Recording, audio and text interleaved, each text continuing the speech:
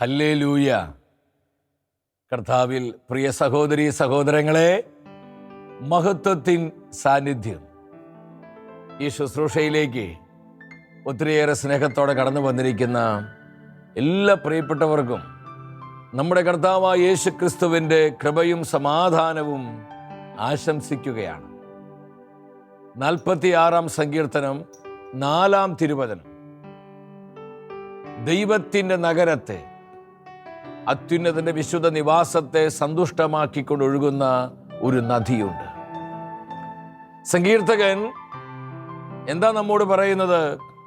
ദൈവത്തിൻ്റെ നഗരത്തെ, ദൈവത്തിന്റെ നിവാസത്തെ സന്തുഷ്ടമാക്കിക്കൊണ്ടൊഴുകുന്ന ഒരു നദിയുണ്ട്. ഈ നദിയുടെ പേരാണ് പരിശുദ്ധാത്മാവ്. പരിശുദ്ധാത്മാവ് പ്രവർത്തിക്കുന്നിടത്തെല്ലാം വലിയ ആനന്ദമാണ്.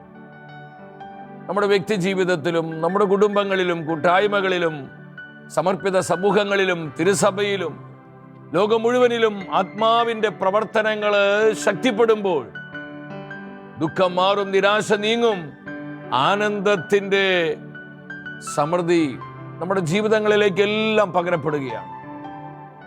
നമുക്ക് ആത്മാവിനെ വിളിച്ച് പ്രാർത്ഥിക്കാം. പരിശുദ്ധാത്മാവിൻ്റെ നിറഞ്ഞൊഴുക്കിനായി ആഗ്രഹിക്കാം. പരിശുദ്ധാത്മാവേ, എൻ്റെ ജീവിതത്തിലേക്ക്, എൻ്റെ കുടുംബത്തിലേക്ക്, ഞാനായിരിക്കുന്ന എൻ്റെ സമൂഹത്തിലേക്ക്, തലമുറകളിലേക്ക്, എൻ്റെ കുഞ്ഞുങ്ങളിലേക്ക്, എൻ്റെ നിയോഗങ്ങളിലേക്കും പ്രവർത്തന മണ്ഡലങ്ങളിലേക്കും ഒരു നദി പോലെ നിറഞ്ഞൊഴുകണമേ എന്ന് നമ്മൾ ആഗ്രഹത്തോടെ പ്രാർത്ഥിക്കുക. നമ്മേക്കാൾ അധികമായി ദൈവത്തിൻ്റെ ആത്മാവ് ഈ ശുശ്രൂഷയിൽ സന്നിഹിതനാണ്. പരിശുദ്ധാത്മാവിൻ്റെ ജീവനുള്ള സാന്നിധ്യം അനുഭവിച്ച് ദൈവത്തിന്റെ നിവാസം നമ്മൾ ഓരോരുത്തരുമാണ്. പൗലോസ് പറയുന്നുണ്ട്, നിങ്ങൾ ജീവിക്കുന്ന ദൈവത്തിന്റെ ആലയമാണ്. നമ്മുടെ ശരീരം ദൈവത്തിന്റെ ആലയമാണ്. നമ്മുടെ ശരീരത്തിലും മനസ്സിലും ആത്മാവിലും പരിശുദ്ധാത്മാവ് നൽകുന്ന ആനന്ദത്തിന്റെ അഭിഷേകം വ്യാപരിക്കുവാൻ പ്രാർത്ഥിച്ച് ഇന്നത്തെ ശുശ്രൂഷകളിലേക്ക് പ്രവേശിക്കുക. മനസ്സിന്റെ ഭാരങ്ങള്, വിവിധങ്ങളായ ദുഃഖങ്ങള്, ദുരിതങ്ങള്, കഷ്ടതകള് എല്ലാം കർത്താവിൻ്റെ ആത്മാവിനെ ഏൽപ്പിച്ചു കൊടുത്തേ. പരിശുദ്ധാത്മാവ് സർവശക്തനായ ദൈവമാണ്. അവിടുന്ന് സർവാധിപത്യമുള്ളവനാണ്. Come holy spirit. പരിശുദ്ധാത്മാവേ വരണമേ, പരിശുദ്ധാത്മാവേ വരണമേ, പരിശുദ്ധാത്മാവേ വരണമേ. പ്രാർത്ഥിച്ചുകൊണ്ട് വലിയ ആനന്ദത്തോടെ കരമടിച്ച് ആത്മാവിനെ വിളിച്ചു പ്രാർത്ഥിക്കാം. പരിശുദ്ധാത്മാവേ വരണമേ, നദി പോലെ ഒഴുകണമേ എൻ്റെ സഭയിലേക്ക്, എൻ്റെ സമൂഹത്തിലേക്ക്, എൻ്റെ കുടുംബത്തിലേക്ക്, ഞാനായിരിക്കുന്ന എല്ലാ മണ്ഡലങ്ങളിലേക്ക് പരിശുദ്ധാത്മാവേ ഒരു നദി പോലെ നിറഞ്ഞൊഴുകണമേ. Spirit move. Hallelujah, hallelujah. ആനന്ദത്തോടെ കരമടിച്ചു പാടുന്നു. ആമേൻ, ആമേൻ, ആമേൻ, ആമേൻ. പരിശുദ്ധാത്മാവേ, ആത്മനദി എന്നിലേക്ക് ഒഴുക്കുവാനാ ആനന്ദത്തോടെ ഞാൻ കാത്തിരുന്നപ്പോ, ആനന്ദത്തോടെ ഞാൻ കാത്തിരുന്നപ്പോൾ, ആത്മനാഥൻ എന്നോട് തൻ കരുണ കാട്ടി ആത്മനദി എന്നിലേക്ക് അവൻ ഒഴുക്കി. കർത്താവേ, കൃപ തരണമേ, കരുണ കാട്ടി ആത്മനദിയുടെ അനുഭവം നൽകണമേ. അവൻ ഒഴുക്കി. ആത്മനദി എന്റെ പാദങ്ങൾ നനച്ചപ്പോൾ ആനന്ദത്താൽ എന്റെ ഉള്ളം തുളുമ്പിപ്പോയി. Spirit of joy, joy, joy of the Holy Spirit. പുതിയൊരു ശക്തി എന്നിലേക്ക് നാഥൻ അനുദിനം പകർന്നു തുടങ്ങി. ആമേൻ. പവർ തരണമേ, പവർ തരണമേ, ഈ പവർ തരണമേ. പകർന്നു തുടങ്ങി.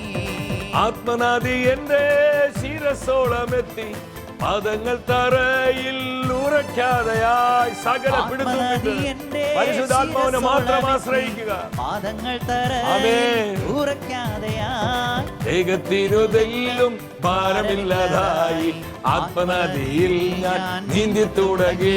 ഹോളി സ്പിരിറ്റ്, ആത്മനദിയുടെ അനുഭവം 10,000-ങ്ങൾക്ക് നൽകണമേ, കൃപ നൽകണമേ. നീന്തി തുടങ്ങി. ദേഹത്തിനുതെല്ലും ഭാരമില്ലാതായി ആത്മനദിയിൽ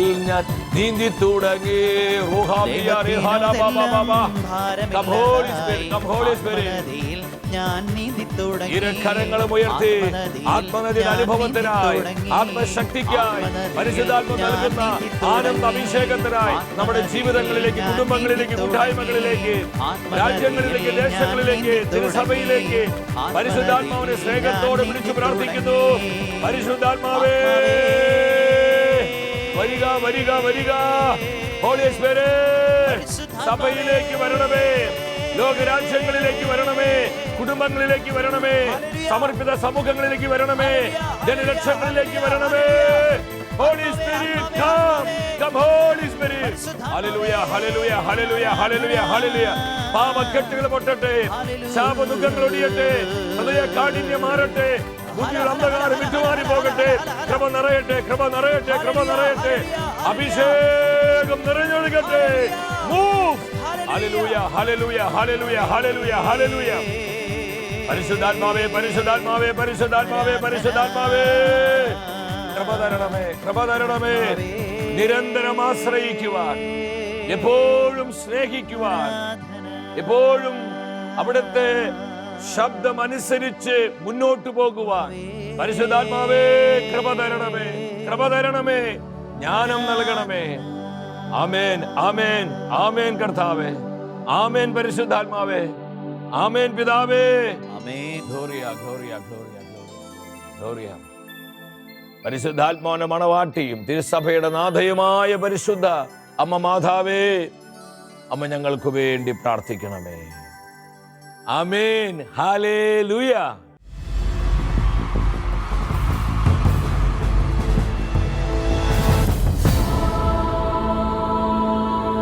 നിൻ വചനം ധ്യാനിക്കുമ്പോൾ പ്രിയ ദൈവമക്കളെ, നമ്മുടെ ജീവിതങ്ങളെ പരിശുദ്ധാത്മാവിൽ ബലപ്പെടുത്തുന്ന കർത്താവിൻ്റെ ജീവനുള്ള വചനത്തിൻ്റെ മുൻപിൽ പ്രാർത്ഥനാപൂർവമായിരിക്കാം. ഇന്നത്തെ വചന ശുശ്രൂഷയിലൂടെ ദൈവത്തിൻ്റെ ആത്മാവ് നമുക്ക് നൽകുന്ന ആലോചന, അനുഭവങ്ങളിലല്ല പരിശുദ്ധാത്മാവിൽ ആശ്രയിക്കുക.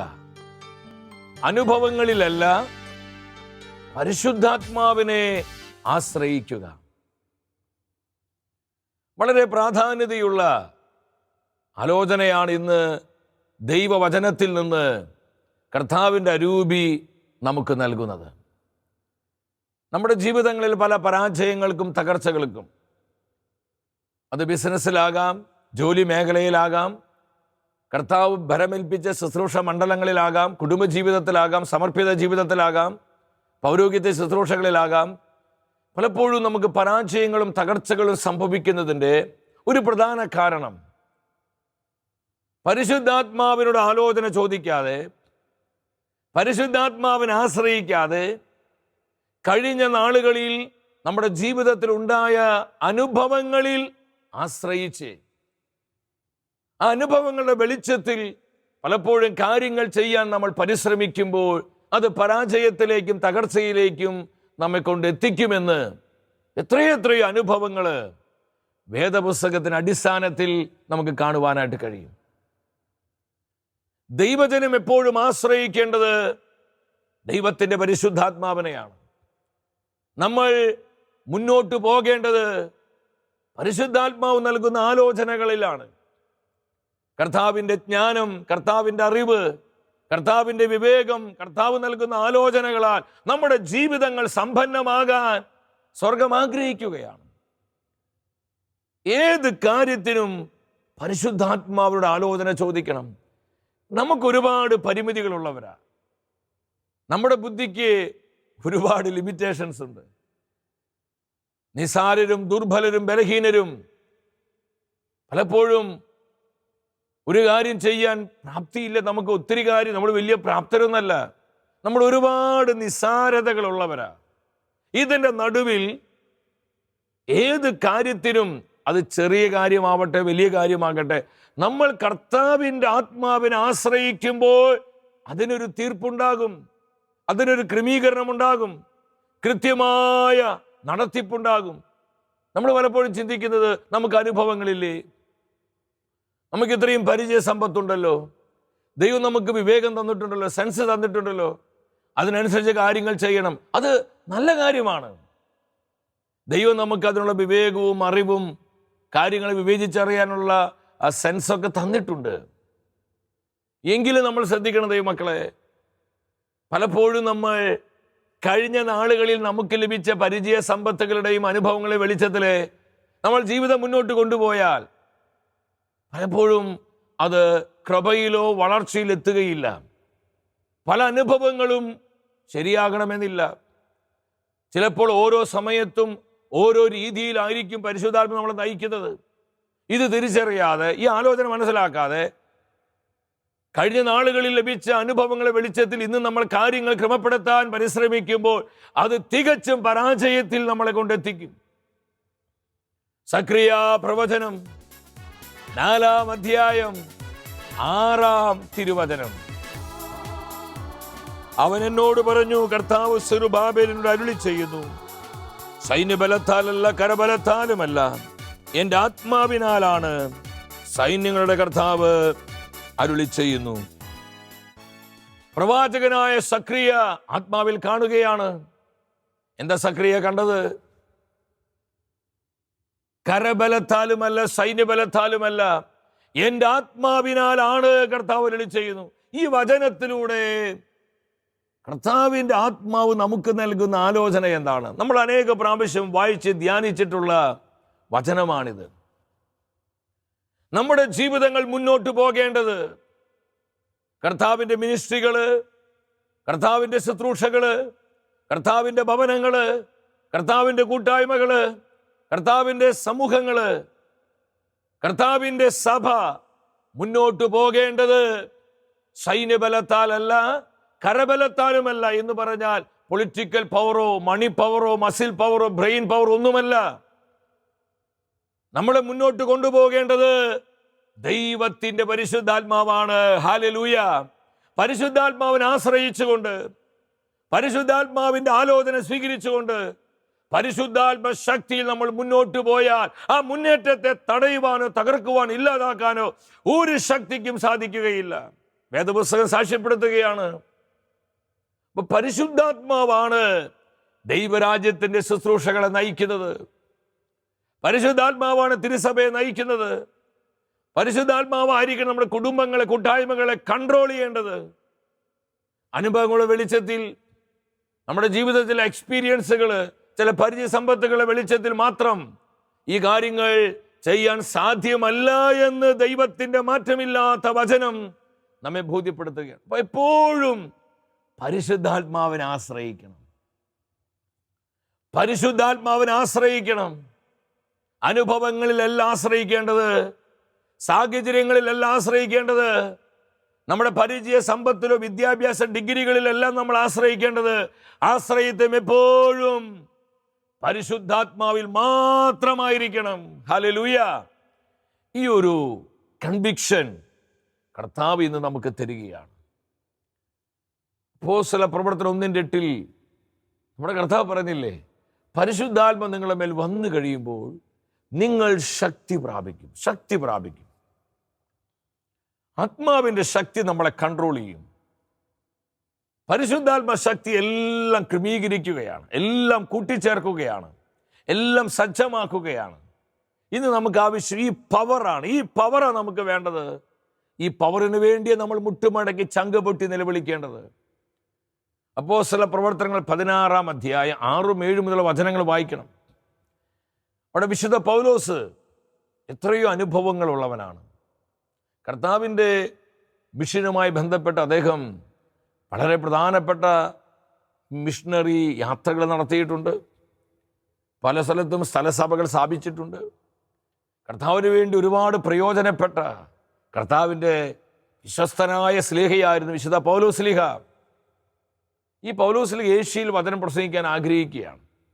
അങ്ങനെ ഏഷ്യയിലേക്ക് പോകാൻ ഒരുങ്ങുമ്പോൾ പരിശുദ്ധാത്മ പറയും, പൗലോസേ ഏഷ്യയിലേക്ക് പോകരുത്. പരിശുദ്ധാത്മ തടയുകയാണ്. എന്തിനാണ് ആത്മാവിൻ്റെ ആലോചന പൗലോസ് സ്വീകരിച്ചത്? എത്രയെത്ര മിഷൻ പ്രവർത്തനങ്ങൾ പൗലോസിലേക്ക് ചെയ്തിരുന്നു. തൻ്റെ അനുഭവങ്ങളിലും തൻ്റെ പരിചയ സമ്പത്തിൽ ആശ്രയിച്ച് പൗലോസിലേക്ക് മുന്നോട്ട് പോകാമായിരുന്നില്ലേ? പോയിരുന്നുവെങ്കിൽ ദൈവം തന്നെ ഏൽപ്പിച്ച ശുശ്രൂഷകൾ വളരുകയില്ലായിരുന്നു. ഇന്ന് പലപ്പോഴും നമ്മൾ വഴിമുട്ടി നിൽക്കുന്നുവെങ്കിൽ, പല ശുശ്രൂഷകളും വളരുന്നില്ലെങ്കിൽ, പലയിടങ്ങളിലും മുരടിപ്പാണ് സംഭവിക്കണമെങ്കിൽ, അതിൻ്റെ പ്രധാന കാരണം പരിശുദ്ധാത്മാവിൻ്റെ ആലോചനകളിലെല്ലാം നമ്മൾ മുന്നോട്ട് പോകുന്നത് നമ്മുടെ മാനുഷികമായി ബുദ്ധിയിലിട്ട് പെരുക്കി പെരുക്കി പെരുക്കി നമ്മുടെ അനുഭവങ്ങളെ വെളിച്ചത്തിലാണ് പലപ്പോഴും നമ്മൾ കാര്യങ്ങൾ നോക്കി കാണുന്നതും ക്രമീകരിക്കുന്നതും. വിശുദ്ധ പൗലോസിന്റെ ജീവിതത്തിലേക്ക് നമുക്ക് നോക്കാം. പൗലോസ്ലീഹ പരിശുദ്ധാത്മാവിനെ ട്രസ്റ്റ് ചെയ്തു, പരിശുദ്ധാത്മാവിൻ്റെ ആലോചന സ്വീകരിച്ചു. അദ്ദേഹം തീരുമാനിച്ച ഏഷ്യയിലേക്ക് പോകണ്ട, അപ്പോൾ ബിഥീനിയയിലേക്ക് പോകാമെന്ന് ചിന്തിച്ചു.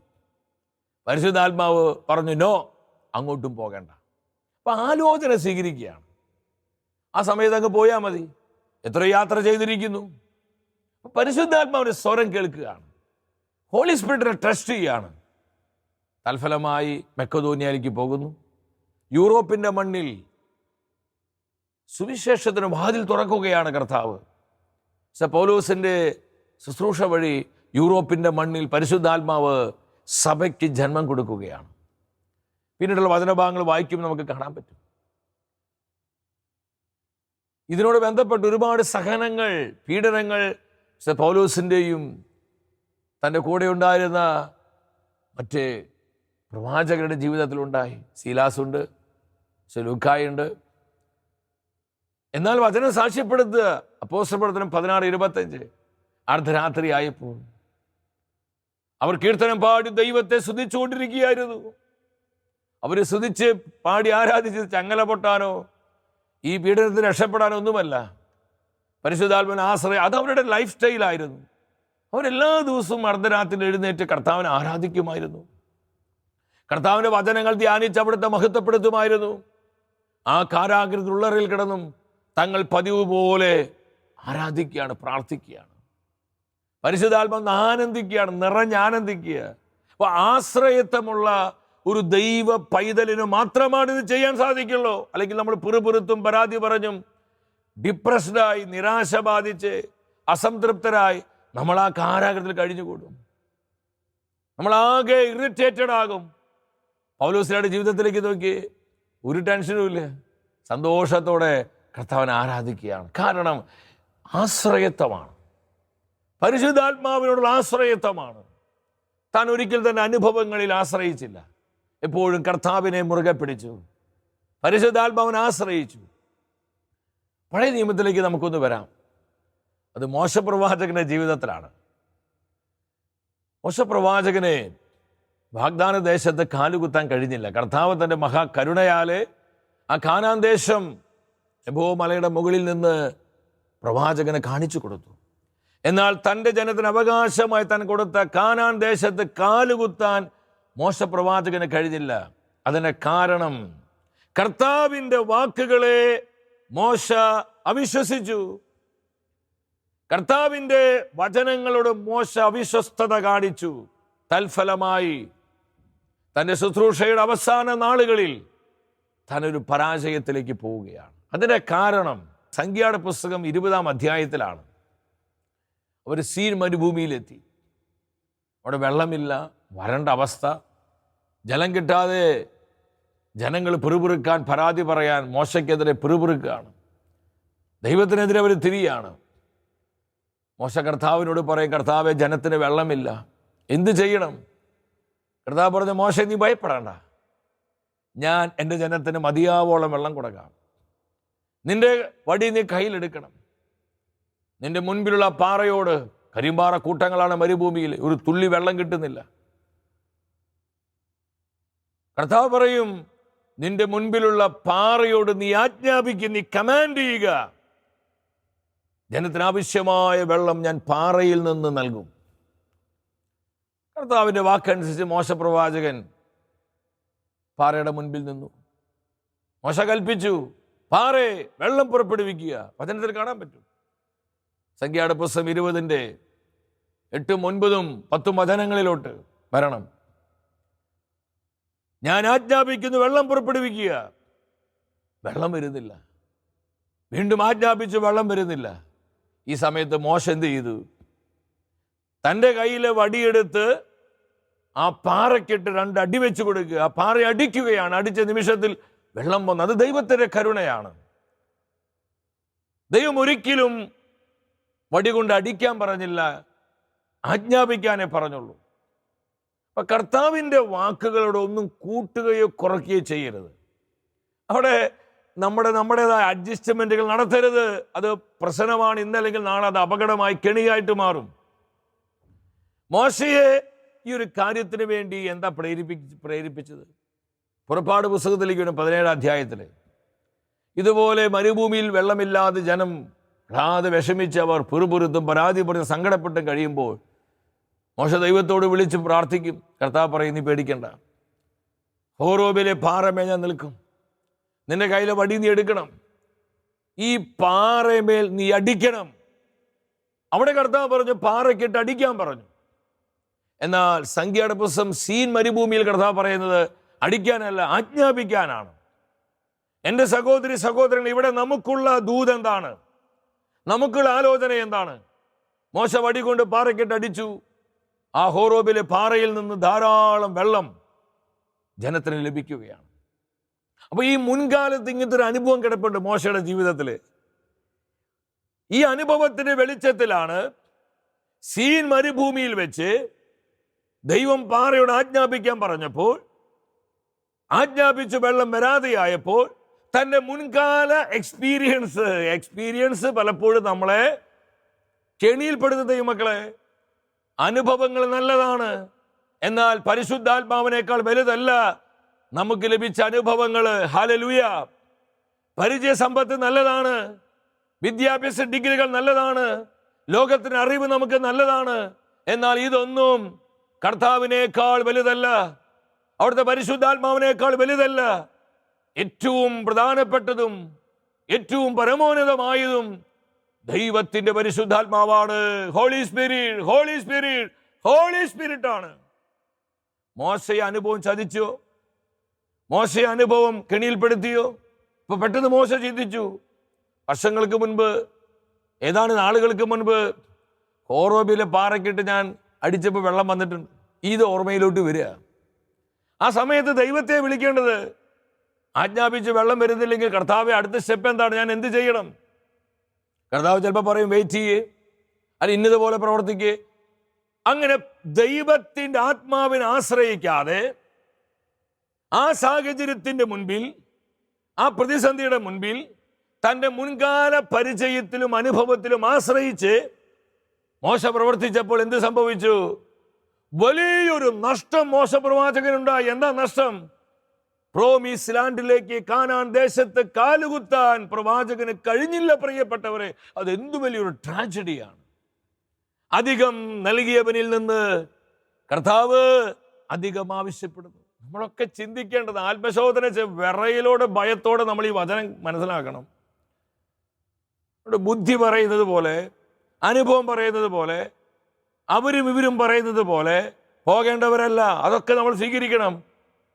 എന്നാൽ നമ്മൾ ആശ്രയിക്കേണ്ടത് കർത്താവിനെയാണ്, അവിടുത്തെ പരിശുദ്ധാത്മാവിനെയാണ്. പരിശുദ്ധാത്മാവിനെ ആശ്രയിക്കണം. നമുക്ക് ആലോചന കിട്ടും, വിശുദ്ധം കിട്ടും. എത്രയെത്ര അനുഭവങ്ങൾ എൻ്റെ വ്യക്തിപരമായ ജീവിതത്തിൽ ഞാൻ ഓർക്കുകയാണ്. അമേരിക്കയിലേക്ക് കർത്താവിൻ്റെ വചനം പറയാൻ പോകുന്ന സമയത്ത് അമേരിക്കൻ വിസയ്ക്ക് വേണ്ടി അപ്ലൈ ചെയ്യാണ്. അപ്പോൾ പാസ്പോർട്ടിൽ പല രാജ്യങ്ങളിലേക്ക് യാത്ര ചെയ്ത ആ ട്രാവൽ ബാക്ക്ഗ്രൗണ്ട് കിടപ്പുണ്ട്. യൂറോപ്യൻ രാജ്യങ്ങൾ, മറ്റു പല രാജ്യങ്ങൾ. അപ്പോൾ ഞാൻ ചിന്തിച്ച് പലരും എന്നോട് പറഞ്ഞു, ഇത്രയും രാജ്യങ്ങളിലേക്കൊക്കെ പോയിട്ടുള്ളതല്ല, അമേരിക്കൻ വിസ പെട്ടെന്ന് കിട്ടുമെന്ന് പറഞ്ഞു. കാര്യമായി പ്രാർത്ഥിച്ചോ എന്ന് പ്രാർത്ഥിച്ചു എന്നല്ലാതെ കാര്യമായി കർത്താവിനെ ആശ്രയിക്കുകയോ ഈ വിഷയത്തിൽ പരിശുദ്ധാത്മാവിൻ്റെ ആലോചന സ്വീകരിക്കുകയോ ചെയ്തില്ല. അങ്ങനെ മദ്രാസിലുള്ള അമേരിക്കൻ എംബസിയിൽ ചെന്ന് വിസയ്ക്ക് അപ്ലൈ ചെയ്തു. വിസ അവർ റിജക്റ്റ് ചെയ്തു. പ്രത്യേകിച്ച് കാരണമൊന്നും പറഞ്ഞില്ല. എനിക്ക് സങ്കടമായി പോയി. ഇത്രയും മറ്റു രാജ്യങ്ങളിലേക്ക് യാത്ര ചെയ്തിട്ട് അന്ന് രാത്രി ഞാൻ വിഷമത്തോടു കൂടി എന്താ കർത്താവ് വിസ റിജക്റ്റായി പോയത്? കർത്താവിൻ്റെ ആത്മാവ് പറഞ്ഞു, നീ നിൻ്റെ അനുഭവങ്ങളിലും ട്രാവൽ ബാക്ക്ഗ്രൗണ്ടിൽ ആശ്രയിച്ചത്, നീ എന്നെ ആശ്രയിച്ചു. ദൈവമക്കളുടെ കൊച്ചു കാര്യമായിട്ട് നമുക്ക് തോന്നും, എന്നാൽ കർത്താവ് വലിയൊരു പാഠം പഠിപ്പിക്കുകയായിരുന്നു. നമ്മുടെ ജീവിതത്തിലെ ഏത് സാഹചര്യത്തിലും നമ്മൾ കർത്താവിനെ ആശ്രയിക്കണം, അവിടുത്തെ പരിശുദ്ധാത്മാവിൻ്റെ ആലോചന സ്വീകരിക്കണം. എനിക്കൊരു കാര്യം മനസ്സിലായി. തൊട്ടടുത്ത് കിടക്കുന്ന ശ്രീലങ്കയാവട്ടെ, ബർമയാണ്, ഏറ്റവും പെട്ടെന്ന് പോകാൻ പറ്റുന്ന രാജ്യങ്ങളല്ലേ. ഈ രാജ്യങ്ങളിലേക്കാണെങ്കിൽ പോലും, ചെറിയ ചെറിയ രാജ്യങ്ങളിലേക്കുള്ള വിസയ്ക്കാണെങ്കിൽ പോലും നമ്മൾ പരിശുദ്ധാത്മാവിനെ ആശ്രയിക്കണം. എന്ന് പറഞ്ഞാൽ ജീവിതത്തിൻ്റെ ഏത് മേഖലകളിലും സാഹചര്യത്തിലും പരിശുദ്ധാത്മാവിൻ്റെ ആലോചന സ്വീകരിച്ച് ആത്മാവിനെ ട്രസ്റ്റ് ചെയ്ത് പോകണം നമ്മൾ. ദൈവത്തിന് ആത്മാവ് പറഞ്ഞത് വീണ്ടും അപ്ലൈ ചെയ്യാൻ പറഞ്ഞു. വീണ്ടും അപ്ലൈ ചെയ്തു.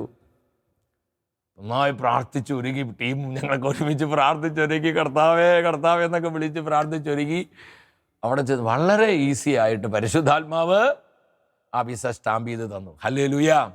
ഞാനിത് പറഞ്ഞത് ദൈവമക്കളെ, നമുക്ക് എന്തൊക്കെ അനുഭവങ്ങളും എന്തൊക്കെ പരിചയങ്ങളും എന്തുമാത്രം നമുക്ക് ലോകത്തിന് അറിവുകളൊക്കെ ഉണ്ടെങ്കിലും ഇതിനേക്കാൾ എത്രയെത്രയോ വിലപ്പെട്ടവനാണ് നമുക്ക് പരിശുദ്ധാത്മാവ്.